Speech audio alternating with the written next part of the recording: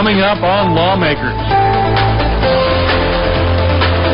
A Senate committee agrees to a pipeline plan that could drive up your natural gas bill. The House votes to protect emergency voice-over internet protocol technology. And the Senate agrees not to punish Good Samaritans. Those stories and more are coming up next. This is Lawmakers, your source for all the news from under the Gold Dome. Here are your anchors, Gerald Bryant and Wandy Lawson. Good evening, everyone. Also on Lawmakers, the House listened to a proposal to incorporate 2 new cities in South Fulton County. And Democrats urged the Senate to increase the cap on Medicaid estate recovery. But first, our lead story tonight, a pipeline plan that could drive up your natural gas bill. Today, the Senate Regulated Industries Committee passed a bill that would require the Public Service Commission to vote on a plan to build a new natural gas pipeline in Georgia. The plan is offered by the Atlanta Gas Light Company, and they want to be assured their recuperation rate will be approved before they finance the pipeline. Lawmakers' Jesse Freeman is standing by live at the Capitol with more on this story. Jesse. Well, Gerald, Senate Regulated Industries Chairman Mitch Seabaugh said at the beginning of today's meeting that the committee would only hear testimony about House Bill 1325. He said the committee would not take a vote, but after 2 hours of testimony and the late arrival of several key Republican members, the committee did vote to pass out the bill.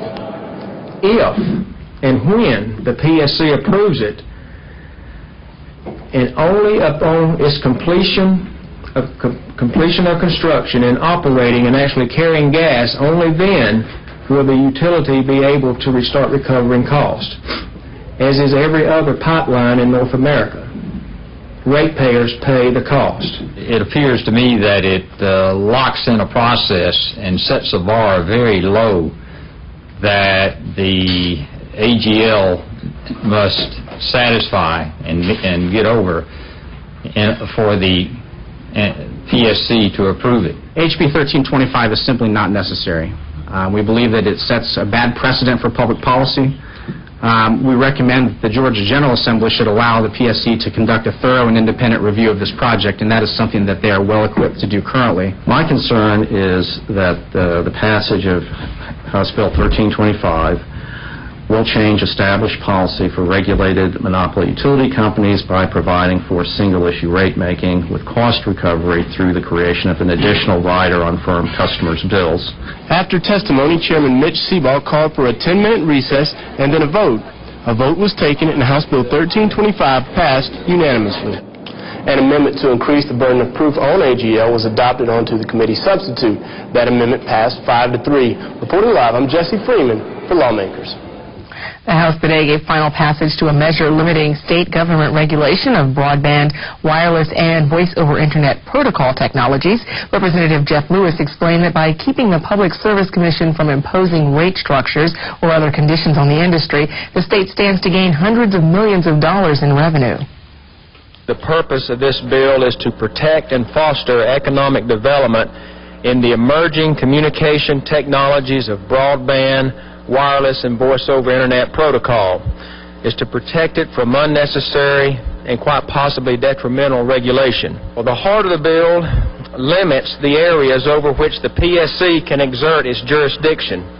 Specifically, it walls off those areas of broadband, wireless, and voice-over internet from unnecessary regulation, thereby allowing the market to continue to foster the explosive growth that we're seeing in these areas right now. The Public Service Commission does not currently regulate internet industries, but Representative Lewis said Senate Bill 120 would put the state in a proactive position.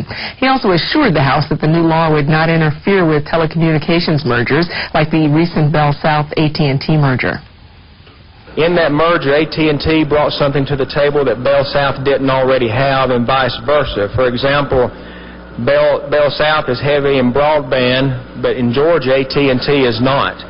AT&T is a market leader in voice-over internet protocol, but Bell South is not. So they're not going to be overlapping the services that they offer now by this merger. In fact, they may be able to combine their expertise to be more competitive with the dozens and dozens of players that are out there already. Senate Bill 120 passed the House 157-4. It now goes to Governor Perdue. You may remember the Atlanta man arrested for selling a MARTA token to a fellow rider who couldn't get the token machine to work. Today, the Senate agreed with a House bill to keep things like that from happening again. The fellow, as an act of good Samaritan, just gave somebody a MARTA token, and apparently the MARTA police were hiding behind the fare machines looking for that. When we had the hearing, the new chairman of the board of MARTA stood up and said, "I publicly apologize on behalf of MARTA for what we did to you," to the gentleman who had been arrested and put in jail for giving somebody a MARTA token. And as a result, this legislation was introduced to the House with MARTA's support, and I would urge your support today to make it legal to give somebody a MARTA token. House Bill 954, the MARTA token bill, passed 49-0 and goes to the governor for his signature. 2 more regions of Fulton County may incorporate this year. However, this time the cities are in South Fulton County. Senator Kasim Reed sponsors Senate Bill 552 and 553, which would create the cities of South Fulton and Chattahoochee Hill Country. David Zelski now joins us live from the Capitol with the latest. David. Well, Wandy, Sandy Springs Incorporation last year, along with proposals for 2 more North Fulton cities on the governor's desk, have led the people of South Fulton to believe they must also incorporate to keep them financially safe. Senator Reed and about 15 other speakers commented on this proposal in today's House Governmental Affairs Committee meeting. The city of South Fulton and Chattahoochee Hill Country.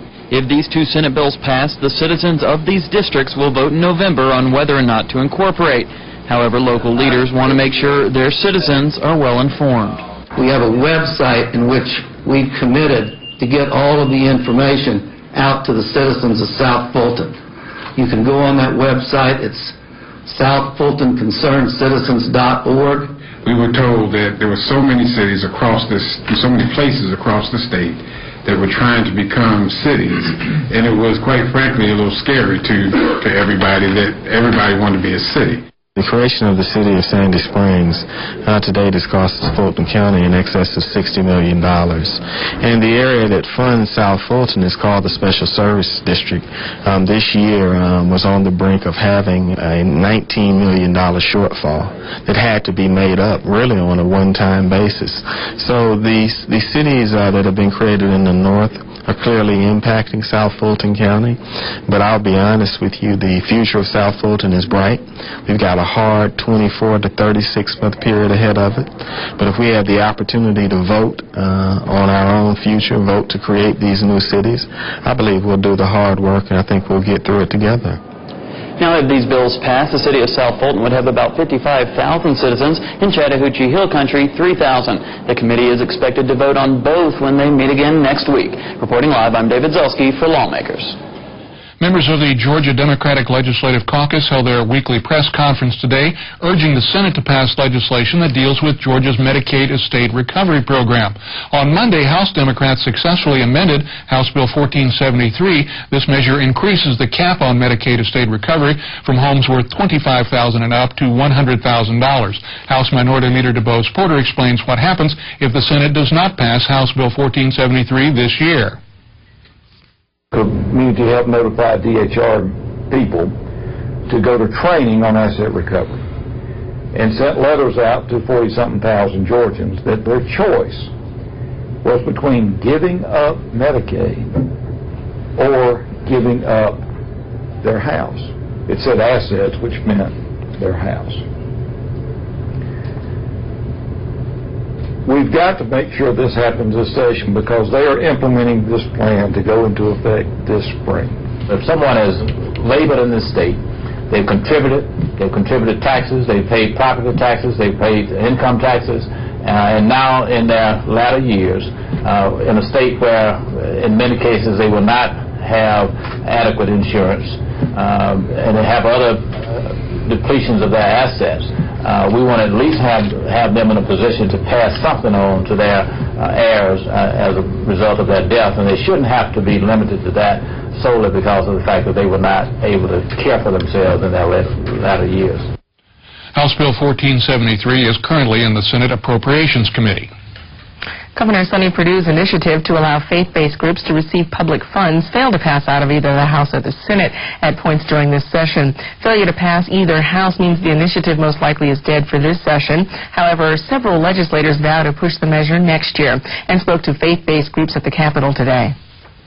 Without faith-based organizations, think about how impoverished we would be in this state in the area of social services. There would be no Emory University Hospital. There would be no Wesley Woods. There would be no United Methodist Children's Home. There would be no Georgia Baptist Children's Home. And many, many others. You are setting the example. You're leading the way. And as more and more people begin to realize the role that's being played by faith-based organizations, I believe we're going to see some incredible strides being taken in the years to come in reaching those human needs in our community. Senator Bill Stevens also read a proclamation declaring today Faith-Based Groups Day in Georgia. Governor Sonny Perdue was to have made the proclamation but was unable to attend today. The Senate will start the day tomorrow by voting to reconsider a resolution honoring actress and activist Jane Fonda. Senator John Douglas was not fond of the Fonda resolution.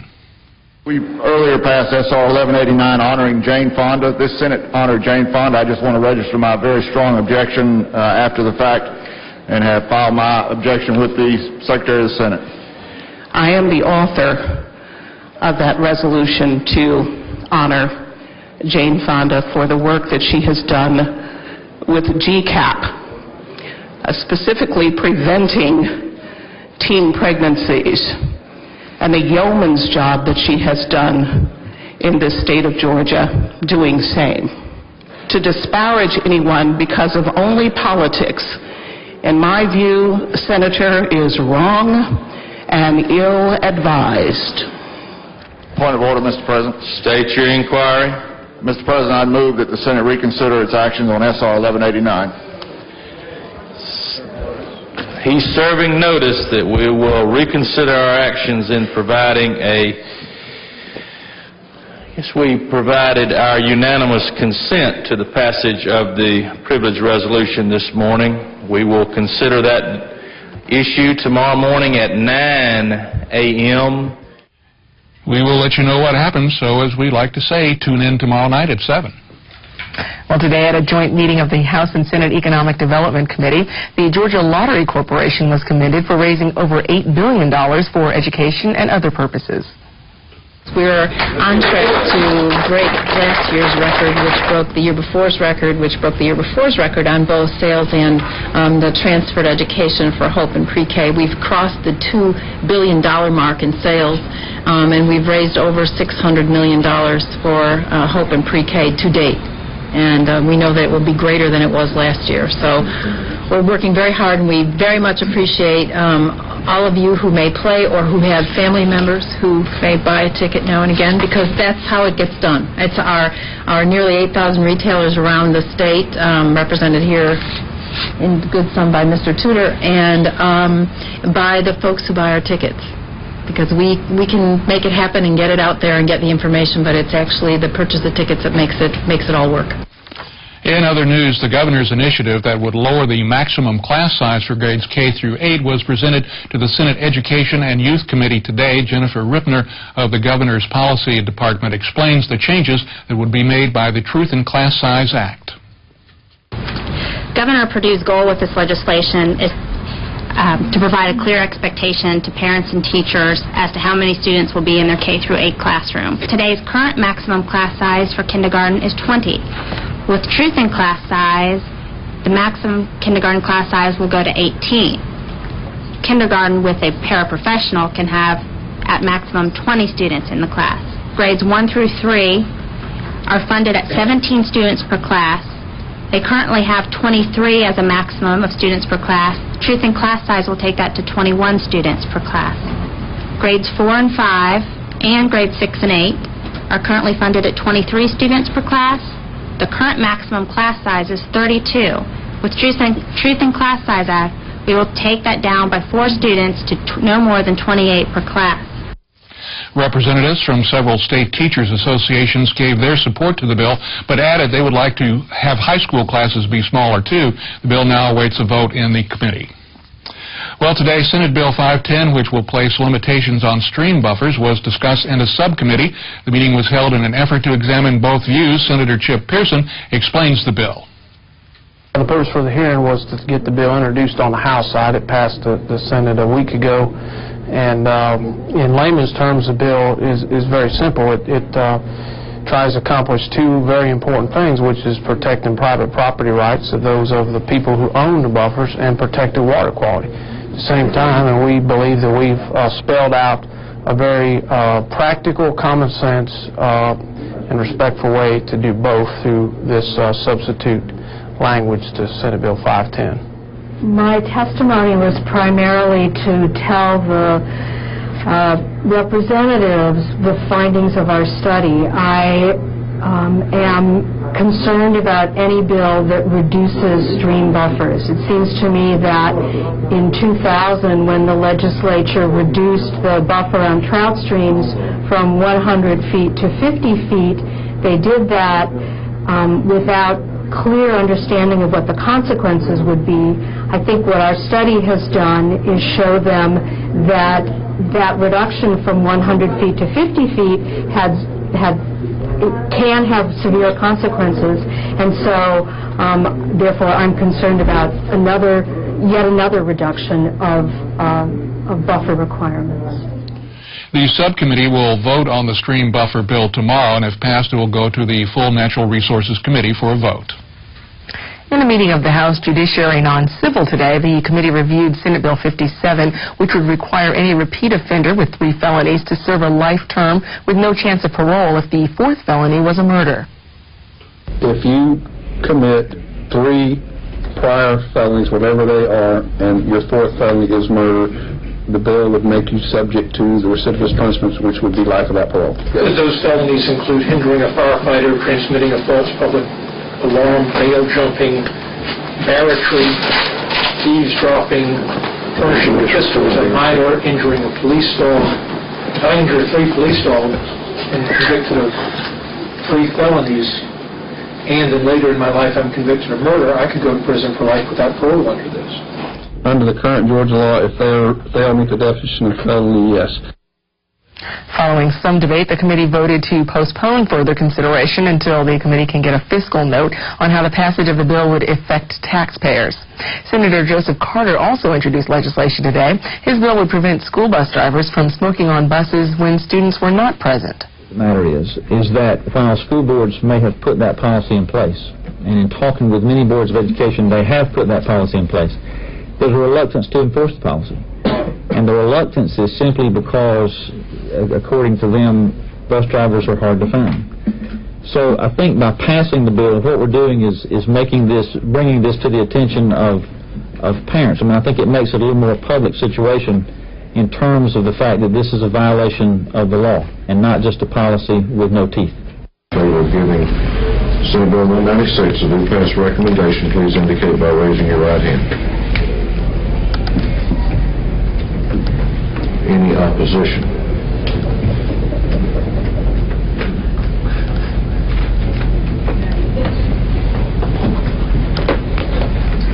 The motion fails. Opponents of that bill were concerned that these types of violations would not be serious enough for prosecutors to litigate. The state Senate today voted in favor of a House bill that deals with errors that can be made during the assessment of property. Here's Senator Casey Cagle. Many individuals were going to actually appeal their assessment because maybe an error or what have you was found. In some instances, what was occurring is the error was kicking out the tax freeze for communities that have that, and then a reassessment was being applied. This just makes it very clear that if an error is found, they'll have time to correct it, but that will not violate or not allow an individual to receive that tax freeze that may be in place. House Bill 560 passed 52-0 and goes to the governor. Also in the Senate, a House bill changing the sick leave policy for teachers got a unanimous yes vote. Senator Dan Weber explains the bill. Local boards of education may establish sick leave banks where teachers can contribute sick days to the bank for the benefit of other teachers who extended absences due to sick leave. This House Bill 543 amends that law to allow a spouse who is an employee of a local school system to donate up to 10 sick leave days to his or her spouse for maternity leave, family illness, that sort of thing, as long as both are employed by the same local Board of Education. House Bill 543 passed 51-0. A Senate amendment sends it back to the House. Also today, the Senate agreed with a House bill aimed at adding protections against avian flu. Here's Senator John Bullock. With the outbreak in some parts of the world with the Asian bird flu and the problems that it can bring, the need to change the Georgia Code based on your small outdoor live poultry sales that take place in some areas, and this just would changes the law to where they have to fall under the code section that's already existed, code section 4-5-5, to allow for the disposal of poultry, and so that they can't kill them and butcher them on site. They have to leave with a live chicken. House Bill 1213, the poultry disposal bill, passed 52-0 and goes to Governor Perdue. Well, one day after Governor Sonny Perdue formally announced the arrival of a new Kia automotive plant in West Point, Georgia, there was some good-natured ribbing on the House floor today about the cars the plant will produce, along with memories of former House Speaker Tom Murphy, who opposed the use of seatbelts in pickup trucks. What you got going on down in your district? A little Kia plant. That's the well, I won't say that. You don't have to say little before Kia, do you? It's a big plant that makes little cars. Morning orders. Do we continue this for a while? No. Do they make any pickup trucks is what I want to know. Only with seat belts, I think. But anyway. Well, we don't need those, so that's not going to help us. Thank you, Speaker Murphy. I take that as a compliment. I take that as a compliment, former Chairman Brown. All kidding aside, House Speaker Glenn Richardson also introduced a resolution today honoring his predecessor, Tom Murphy. The measure calls for Murphy's portrait to be hung in a position of honor in the Capitol. Speaker Richardson explains. This is a resolution to authorize the placement in the Capitol of a portrait of former Speaker of the House, Tom Murphy, and recognizing him. Representative Cummings signed it. I signed it. We've now got people on both sides of the aisle have signed it. Representative Cummings is going to be handling this. Y'all, between now and tomorrow, we'll drop it tomorrow. I'd like to see 180 signatures on there. Representative Cummings, thank you for doing this and bringing it to me, and we're going to get this done. Former Speaker Murphy celebrated his 82nd birthday on March 10th. He spent almost half his life serving the General Assembly, including 28 years as House Speaker. Dozens of Georgia children arrived at the Capitol today to celebrate the 34th Annual Agriculture Day. They came to receive awards for essays and artwork demonstrating the contributions of agriculture to Georgia. Students in kindergarten through high school received medals for their efforts. One young man earned a medal for his drawing of a car with pumpkin tires and a peanut tailpipe. Another child's portrait showed crops from all over the state being turned into biodiesel fuel. Agriculture Commissioner Tommy Irvin says today's leaders can feel comfortable with these children growing up to direct the country. Governor Perdue reminded the crowd that while industry may be a major part of Georgia's economy, farmers still provide the basic needs of the people. Vibrant. Even as we get automotive plants, we still want to eat. So let's don't forget that we grow things in order to wear, to eat, and to protect us. And I'm very glad to have these young people here today, and all of you here for Agricultural Day. Commissioner Irvin echoed Governor Perdue's message. He says the future of agriculture depends on the dreams of today's children. Well, while U.S. major leaguers are struggling against international competition in the World Baseball Classic, the House today welcomed a group of young baseball players who can boast that they lost only 6 of their 64 games last season. Representative John Lunsford introduced the A.U. McDonough Dogs. These little guys in front of you are the AABC Roberto Clemente World Series champions. Most of them are about 9 years old now. They won the World Series when they were 8. They won 68 out of 74 games.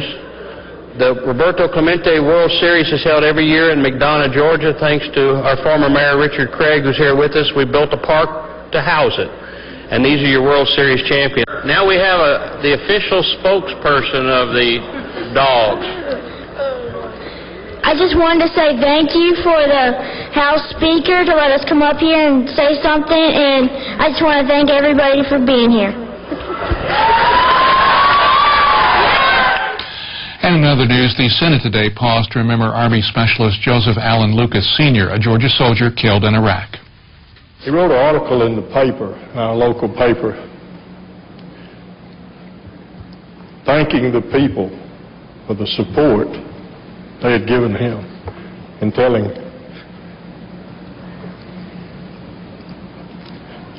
how much his wife meant to him. One of the things that he said over and over, he wanted to be a state trooper. He wanted to come back and become a state trooper so he could serve, so that he could tell LJ how to serve. We don't give out many honorary trooper awards, but we like to give them out to people that we think are very appropriate. And certainly he lost his ability to become a trooper, but we will always remember him. And I've heard it said several times, I don't know who said it, but I think it's very appropriate in this case. And they said, those who live on in the hearts of others never really die. And in this case, Joseph Lucas will never die with us. And I'd like to call his wife forward here and present him with this honorary trooper award.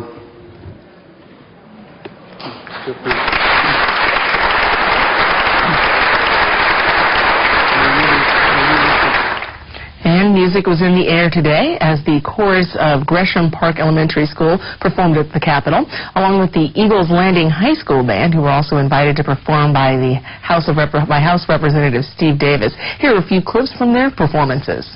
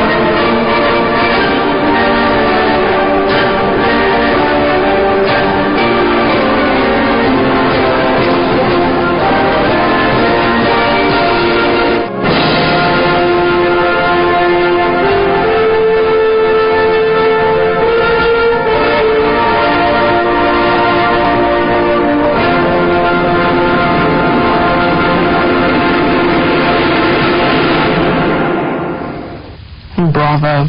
Coming up tomorrow on Lawmakers, a Senate committee is expected to take up Governor Perdue's eminent domain legislation, and it's the end of another legislative week. That means it's time to check in with Tom Crawford of CapitolImpact.com. We'll have those stories and all the latest from under the Gold Dome tomorrow night at 7.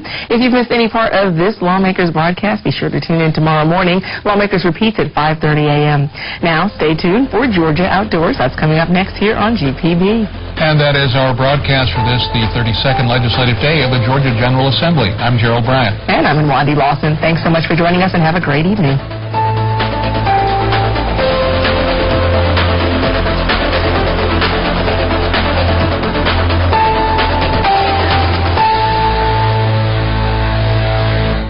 This has been a production of Georgia Public Broadcasting.